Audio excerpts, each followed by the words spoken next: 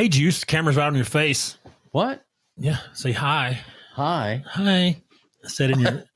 Hey. Hey. I didn't know you had that in. I didn't know you're so progressive, Juice. Oh, yeah. Yeah. All right, so we're talking. We're in North Alabama. What is it? End of January? Yep. And it's been cold. It has been weird cold. It's like Wyoming, Montana cold, like 9-degree stuff. And I don't like it. So I don't mind it. I like the 50-degree days more than the 21-degree days. Yeah, I would rather that. What's the high today? Like 28? I don't know. It was still below freezing. Yeah. I know one day I left work, it was 14 degrees down there. Mm-hmm. By the time I got up to my house, it was like 9 degrees. So you live on the higher end of the county, like elevation wise. So yeah, it'll snow up there. It'll be raining here where we are on the southern end. Oh, yeah. It's just higher. If you like 100 feet difference, but it makes a difference when those things. Now you're from Pennsylvania. Yeah. They just got slammed with this Same cold weather, but they had snow involved. So for all my friends up there, it sucks to be you. Yeah, we got cold here, but it didn't snow. No. Well, we got flurries. Flurries, yeah. It wasn't much. That doesn't really count. Our hot water at our house, we got the tankless hot water heater. Yeah. So it's a retrofit. So it's on the outside of the house. Yeah. And for whatever reason, the hot side froze up, the good side. Absolutely it does. So we had to let that thaw out, let it to get hot water the other day. But it was working over here where our office is. So we got a shower here. So we came over and cleaned up here. But yeah, it was wild. This weather's been crazy. The ground is frozen hard as a rock. Yeah. Right now it is. Yeah. Yeah. The good news is it may kill some of the bugs off. They were talking Maybe. about. I don't get deep like they don't have permafrost like up north. Yeah, no. Where it kills deep and kills winter up there, the cold up there is a lot different than it is right here. Right. It kills the bugs up there. Yes. Here they just kind of go cold and sleepy, and then they come back when it gets 50 degrees. Exactly. Which that's what we're going to be, not this weekend, but the following weekend. Yeah. We're going to be at like 55 degrees. Back to normal Alabama winter. Yeah. Mm-hmm. Yeah, it'll get cold at night in the winter here, 30. But this sub-zero crap. Oh, yeah. We've had the water dripping. My daughter and I had the water dripping up at the house for the last week and a half. Yeah. So up north, do you have water dripping or do you have some kind of heater under there to keep everything warm? Well, it's a little different up there in some of the houses. Like the house I grew up in, we had a basement. We had a cellar. So, I mean, it got cold down there, but it's normally like the back porch area that's not very insulated where you would have frozen pipes and stuff. But Dad, he took pretty good care of all that stuff, had heat wrap tape and all kind of stuff. Turn a heater on in the basement or something. Yeah. I only remember like pipes bursting maybe once or twice growing up, and he handled it. Right. Yeah, that happens. So we over where our barn is, we got a well, and you got to keep a heater in the well house or them babies will bust on you. Oh, so I keep a heat lamp in there. Yeah. And because it'll bust, and then I'll have to be over there replacing it in 9-degree weather. Yeah. I don't like it. So yeah. Plus the houses up there aren't plumb with PVC. The older houses, I think our house was the one I grew up in was like built in 37 or 47. So it was all pipe and stuff in there. It wasn't PVC. It was all metal. Right. So the metal doesn't freeze as easy as PVC? Sure it does. But it doesn't bust? Yeah. Oh, yeah. It'll expand. Oh, yeah. Okay. Just not as easy as PVC. No. PVC gets cold and you breathe on it, it'll crack. So yeah. If it's cold. Yeah. It was all done copper tubing and stuff. Now, this house has the new plumbing. We got this one redone, right? It has that flex tube. What's it called? The PEX? Yeah, PEX tube. It's not supposed to bust, is it? Well, the issue with the PEX tube is the banding, the keepers that they use on it, the banding. That was the biggest thing. Like that's Florida. The weak point? Yeah. They wouldn't insure a house if you had that PEX tubing with those crimps on there. They wouldn't do it. Now they use something. I saw them when they were putting this together. Yeah. The melon, you push the PEX up on it and it seals inside. You can't pull it off. Yeah. Like they called it a gator clip or something. Yeah, gator bites. Yeah, they use those. So those things are awesome. Yeah. That's what they used here. So I guess it's code now. You got to use something like that. So, yeah. You can actually take them off. There's a little thing that you can insert it. If you got to work on it. And if you did it wrong. Collapses it and you can pull it right off. Right. It's just like a QD changer. That's all. Right. Now our house still has the old PVC and that one. But this one you had to get the plumbing and electrical all redone. So yeah. Because it's old, man. Once again, we're going to be talking about a different subject, Juice. Yeah. That's our intro. We always talk about life and what we're griping about that day and those kind of things. So we got this good one. So they're all good if we're talking about an unsolved case because hopefully get some word out, right? Right. This young lady, her name is Lauren Spierer. Okay. I remember this being in the news back when it happened. It was on the news every day for a while. You remember this one? Vaguely. I strangled myself, Juice. But she was born not January 17th, 1991. Just a baby, right? Yeah. In our opinion. She's an American woman who disappeared June 3, 2011, following an evening at Kilroy's sports bar in Bloomington, Indiana. She was a student there. Had been a student there for like 3 years. All right. Her disappearance has never been solved. It got a lot of press coverage, but it's never been solved. They never found a body. All right. Let's get into it. You ready? Yep. I'll read the background and then we'll talk about it. Lauren Elizabeth Spierer was born January 17, 1991, and to Charlene and Robert Spierer. Her father was an accountant. She grew up in Scarsdale, New York, an affluent town near Westchester County. Okay. So it's New York, and she appeared to have a good family coming up. Nothing weird there. She graduated from Edgemont High School in 2009 and enrolled at Indiana University, where she was studying textile merchandising. Spierer was active in the Jewish community at IU and spent the previous spring break planting trees in Israel on behalf of the Jewish National Fund. Seemed like a good kid, right? Yeah. Spierer met her boyfriend, Jesse Wolf, and her friend, Jay Rosenbaum, years earlier at Camp Tawanda. You know this one, right? Yeah. That's up in Honesdale. Up around where you grew up. Summer camp in the mountain town of Honesdale, Pennsylvania. It was there she also met various other future IU students who later became Spierer's circle of friends when she enrolled at IU in 2009. Disappearance. On the night she disappeared, Spierer was drinking with several friends. Wolf stated that he did not go out with Spierer and her friends that evening, texting back and forth with Spierer before he went to bed. According to witnesses, Spierer was very intoxicated. Imagine that. Young kid drinking. Yeah. College kid? No. Yeah. Bloomington police used video surveillance footage and witness statements to create a timeline of Spierer's whereabouts before her disappearance. What do you think so far, Juice? So far, nothing's sticking out other than it's a typical college kid. That happens every night in every college town. Yeah. Got away from mom and dad, not that mom and dad are bad, but you kind of get out on your own. You're being autonomous and still developing who you are and what you're going to be. And she's just having fun like any other college kid. She'd been there 3 years. So yeah, she's known around town. Yeah. Bloomington's not a huge place, and especially the strip down there. I've been there before. Yeah. The little college strip, it's like any other. You got a college, a strip of bars down off of it. It's where the kids hang out, right? And she got drunk, right? There's some suspicious stuff here we're going to get into, though. Yeah. Let's talk about the timeline. They have a good timeline. The police were able to use witness statements and footage to get a good timeline here. So at 12:30 a.m., witnesses report that Spierer left her apartment with a friend named David. 12:30 a.m. Mm-hmm. If you wake me up at 12:30 a.m., you better have an emergency. I'm old now, so I'm like, what are these kids doing? Well, that's so late? now though. But back in the day, you wake me up at 12:30. Where are we going? It would be a miracle because I'm still out. Where are we going? Right? Yeah. So. Me and you got kids and we're like, they're out too late, but we used to do the same crap back in the day. She went to her boyfriend's apartment. He said, no, I'm not going out. So she went out with Rossman and Rosenbaum's neighbor. They went out to the bar. All right, 1:46, she's seen entering Kilroy's bar. So she had been somewhere else. Oh, yeah. And at 1:46, what time the bars close in Indiana? Good night. 2:30. Okay. You got to shut them down in college. Right. I'm just saying, if I owned a bar, it'd be closed at 10. Yeah, now I'm going to bed because we're old. I'm going to bed. Get your crap. Get out. Yeah, I wouldn't make any money at 9, so I can be in bed at 10. I wouldn't make any money off. That's where you make your money with drunks. They spend money. Now at 12:27, she's seen exiting the bar with Rossman. She's exiting with a guy. All right. Spierer left her cell phone and shoes at the bar, so she's topped off good here. Oh yeah, yeah. She had taken off her shoes when she walked out into the sand-covered patio. And this is in June, so it's hot weather, right? Oh, yeah. Rossman walked with Spierer to her apartment complex. All right. So, of course, he's the number one suspect right out the gate. Of course. But they saw him walking away, so I don't know. Yeah. 2:30 a.m., Spierer is seen entering Smallwood Plaza Apartments, where her residence is located. A passerby named Zach Oakes noticed her level of inebriation and asked if she was okay. So he's like, hey, man, she's probably falling around, throwing up maybe.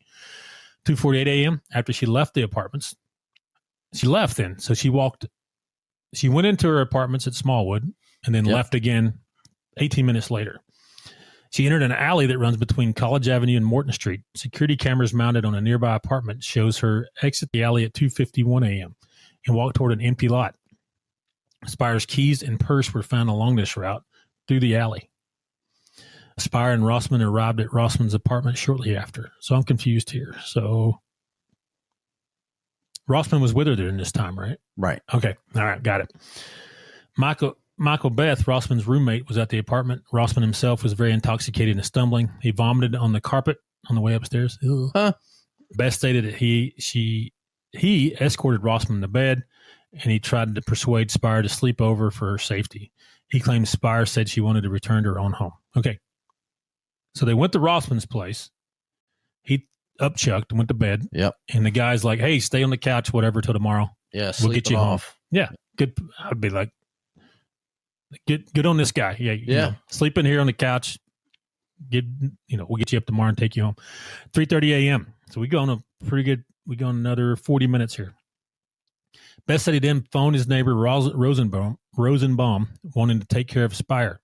Beth said that Spierer was attempting to get Beth to drink with her at her own apartment. So she's still wanting to party. She's getting after it, right? Yeah, yeah.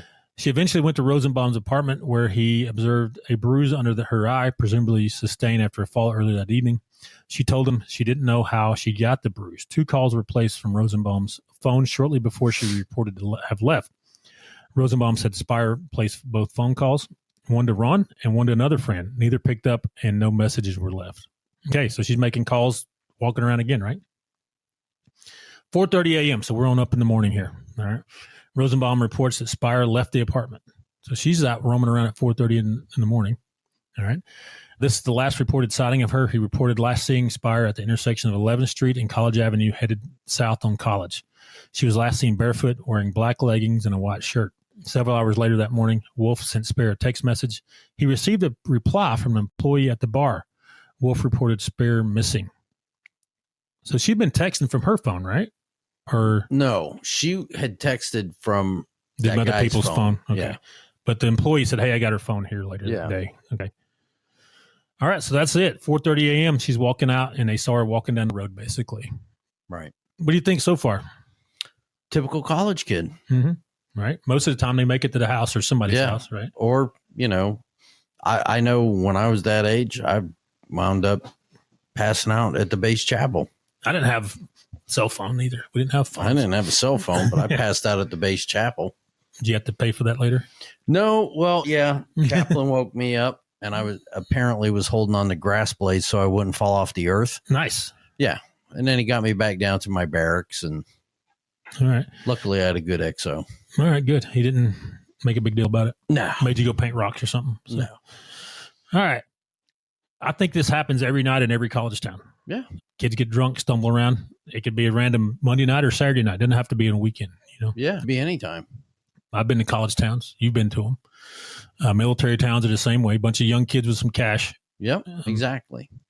And anyways. Absolutely nothing sticks out as weird in this so far. We got drunk a lot and did stupid stuff.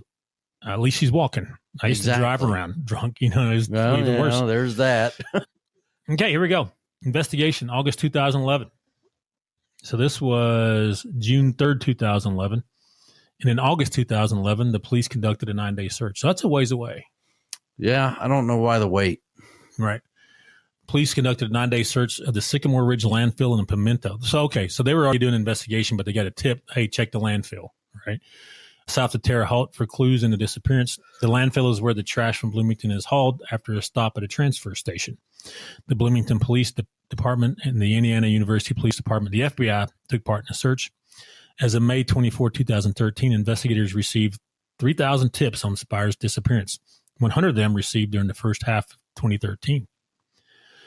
All right, this is fast forward a while. April 2015, the Bloomington police announced that they were investigating a possible link between Spierer's disappearance and the murder of another Indiana student, Hannah Wilson. This is where you think it gets fishy, right? Yeah. All right. Wilson went missing on April 24, 2015. This is a ways down the road. After visiting Kilroy's, the same bar that Spierer visited the night she disappeared, Wilson was last seen getting into a taxi in front of the bar and driving away. her body was found the next morning in Brown County, which is next door. A local man named Daniel Messel was arrested for the murder after his cell phone was discovered near the body. Mm-hmm. In July 2015, it was concluded that the two cases were unrelated and any similarities between the two cases were coincidental. I hate that word. I hate the word coincidental. Yeah, nothing's coincidental. So Messel got convicted for this one, for Wilson, but they said he didn't do the other one. Right? I'm sure he wasn't talking. He said he didn't seem like he was. They had to probably he wasn't going to cooperate on that. Subpoena his phone, and they did the thing on it. And then in January 2016, the FBI and other police agency investigated a property at the 2900 block of Old Morgantown Road in Martinsville, approximately 20 miles north of Bloomington. According to the statement released by the FBI, investigators were following up on leads and tips in Morgan County regarding the disappearance of Lauren Spierer. The property was connected to a man, Justin Wagers, or Waggers, however you say it, who resided there, and his mother and stepfather. Wagers was suspected of exposing himself to numerous local women. So he was a creep, and they wouldn't said, I wonder if he's the guy that did this, right? Investigators searched the property with cadaver dogs, which indicated potential evidence. Anthropologists conducted a dig and sifted dirt from the barn where the cadaver dogs hit, but nothing was found. Investigators also towed from the property a white truck belonging to Wagers. They ain't saying much about that. Okay. They ain't found this girl. No. That's weird, man. Mine and yours old theory. The way we get away with a crime is to keep the mouth shut, right? Yep. Nobody's talking. Do it yourself and don't say anything. I mean, I think the guy that did it or girl, whoever did this, needs to be shot in the face. But they are keeping their mouth closed. They didn't broadcast it. That, hey, look, I killed and raped this girl. I'm sure she got raped. I still think the Messel guy.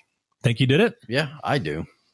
He doesn't seem like he said much. He's in prison for the other one. Yeah, so. He's in prison for the other one, but I mean, you don't want to add to it. Mm-hmm. Some people were saying, based on her level of intoxication, it had to be some kind of drug overdose, like somebody spiked her drink or something like that. I'm not buying that one. Girls are typically small, and I've seen them get wasted, man, just off alcohol, and they act all weird and stuff. Yeah. There was nothing induced other than alcohol. Right? Yeah, exactly. They don't have big frames. Nope. They can't take it. Well, they know they're going to get drunk, and they just get drunk. You know what I mean? And they act, and they don't need as much alcohol as a man. So. Right. But most of the time when there's a drug involved, they got hit with a roofie colada, a hot Bill Cosby, something. Don't that make them unconscious a lot? Around. Yeah, they're down on that, right? Yeah, they're for a little out. while. So, yeah. So I'm not buying the drug thing. This is a typical college kid went out and got way, way over intoxicated. We went out and did shots, baby. Yeah. We've all done it. So, yeah. All right. Her level of intoxication, her friends and Wolf told police she used drugs in addition to alcohol in the night leading up to her disappearance.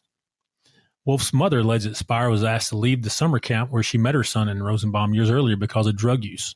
Yeah. What were the drugs though? Marijuana? This woman said, this poor little girl is not with us today because of her drug abuse, she said. I'm not buying that. That's a big statement right there. Yeah. On September 2, 2010, 9 months before her disappearance, Spierer was arrested on charges of public intoxication and illegal consumption. After her disappearance, police found a small amount of cocaine. But coke is an upper. Yes, it is. It would make your level of intoxication, it would abate the level of intoxication from the alcohol. Right. According to the little classes I've taken. Right. Right. But it only lasts for a little while. Coke's a short acting, 20 to 40 minute deal. Yeah. All right. Okay. Rosenbaum told investigators that Spierer consumed alcohol, snorted cocaine, and crushed up Klonopin. Uh-oh. Now that one that's a psychiatric drug. Yeah. Tablets that evening. Her rare heart condition, long QT syndrome, I have no idea what that is, added to the danger of drug use. Police addressed rumors that implied Spierer may have overdosed and those with her may have hidden her body to avoid criminal charges. What do you think of that? Yeah, maybe it's contributing factors, but I still, for some reason, I'm hung up on that Messel character. Right. He may have found her. Mm-hmm. You know what I mean? And knew, but he's like, "Ooh, I'm not saying anything." Right. Because he doesn't want to get pinned for the murder. Mm-hmm. And it may have been, I don't know. We don't see the toxicology. We don't know the level of anything in her system. Mm-hmm. So right. How would you know? Yeah, and I'm sure they're not going to, until this thing's solved, they're not going to release that to me and you. So yeah, they're not. Now this guy, they got to find her first, right? This guy Bo Dietl, he's a private investigator hired by the Spierer family.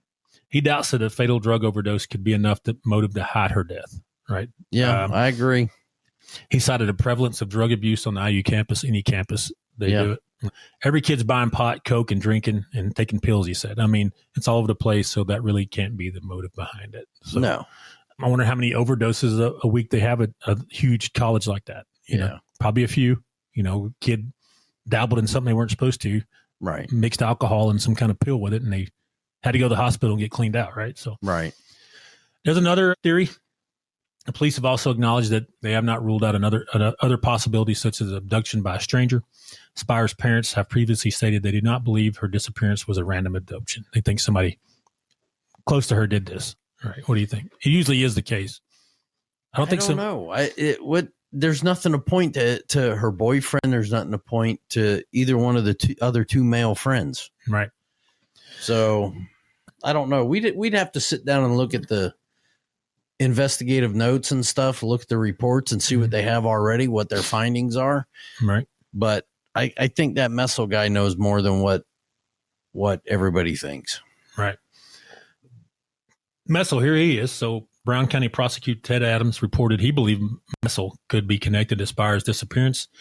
In 2016, Messel was convicted of killing the other girl, Hannah Wilson. Right. Wilson had only been reported missing for one day when her body was found in a desolate field. She had been bludgeoned to death. Messel's cell phone was discovered at her feet. Messel has never been charged in connection with Spierer. So they actually found his cell phone there. I thought it pinged there, but they actually found it. He dropped his phone out of his pocket. All right. There's been several civil lawsuits brought up where the judge dismissed them. You know, they're trying to sue these boys for not taking care of the girl, all that. Yeah, but honestly, you know, they were doing what they could. Mm-hmm. She's not going to listen. She's an adult, right? So, yeah, it's if she didn't want to stay overnight because she had been drinking, that, you know, and she walked out of there, that's her choice. She knew those boys. I don't think they were there to cause any harm. I don't think so either. They're just like, hey, let's go to sleep. But I do think Messel had something to do with her disappearance. I bet you if he got into Messel, he had more than just this Wilson girl.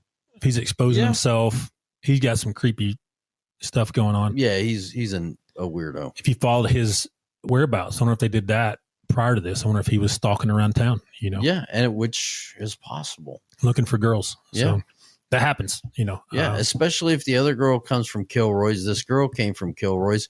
Let's say Messel didn't follow her.